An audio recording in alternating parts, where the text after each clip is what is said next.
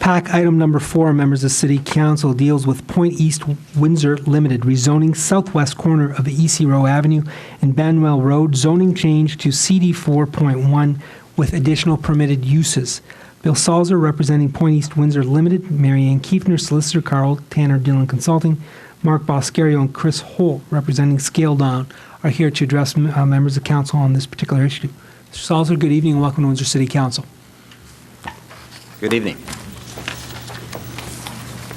Your Worship and members of council, thank you very much for allowing me to address City Council tonight. Our company, Point East Windsor Limited, the principal owners being the Finelli family, are requesting an amendment to the zoning bylaw for property situated at the southwest intersection of the EC Row Service Road and Banwell Road. The subject site measures approximately 30 acres in size, having frontage on EC Row Service Road of approximately 1,175 feet and frontage along Banwell Road of 1,200 feet. As council is aware, the City of Windsor recently undertook an extensive planning review of the annexed lands that were formerly located in the Township of Sandwich South and Town of Tecumseh. The subject lands are currently zoned agricultural and have been designated mixed use in the official plan for the City of Windsor. Uses permitted in the mixed-use land designation include for retail, service commercial establishments, together with offices, entertainment, and recreation uses. We are requesting that the zoning be changed from agricultural to CD 4.1 with some additional uses that will accommodate a range of retail, office, commercial, and light industrial uses. The CD 4.1 zoning was a recommendation from your city's planning department. It should be noted that our company had assembled in the 1990s the adjacent land acreage totaling some 200 acres. The existing uses that are permitted on these abutting 200 acres are very similar to the permitted uses that we are requesting on a 30-acre site. The subject 30-acre parcel has a different zoning from the 200 acres only because the 30 acres were acquired after the rezoning of the 200 acres. We had originally requested in our zoning application that a residential component be included among the permitted uses of the 30-acre site. City administration, however, expressed concerns over noise generated from the EC Row Expressway. We now support the position of the city on this matter, and we are not seeking residential uses for the site. There have been in recent months expressions of interest from various investors with regards to development of the subject lands. We wish to have all our lands properly zoned and ready for development. In reviewing the report prepared by City Administration, I would confirm that our company is in agreement with the recommendation and support the unanimous decision of the Planning Advisory Committee to recommend the rezoning. We concur with City Administration that a holding provision be incorporated until such time as a traffic impact study is completed to the satisfaction of the city. We acknowledge that all servicing requirements, including land conveyances for road widening purposes, will be addressed through the site plan control process. Once again, we are in agreement with the recommendations put forward by members of your City Administration and the Planning Advisory Committee. Thank you. Ms. Kiefner, Mr. Tanner, good evening and welcome.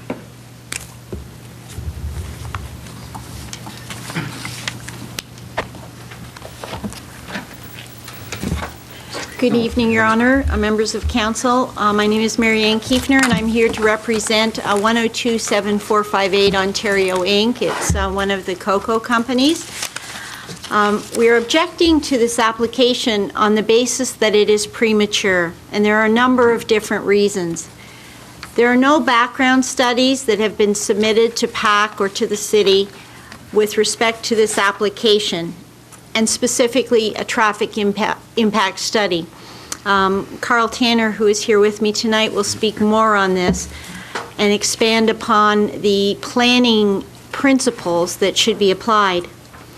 What's really significant is the traffic impact study. The report by the Transportation Planning Department has many, many concerns about the traffic on Banwell Road, and there's a recognition that further commercial development will increase the problems. There are a lot of properties north of this property along Banwell Road that are already zoned for commercial use that are not yet developed, And of course, their development will add to traffic problems. It's also an application which is premature because the traffic impact study itself can't be done at this time. And the reason that it can't be done is because there are environmental assessments that are outstanding in this area. There's the Manning Road and the County Road 22 environmental assessment, and there's the Banwell Road environmental assessments by both the city and the county. There's the issue of a possible closure of Les Bronze Road, which again will negatively impact the traffic problems on Banwell Road.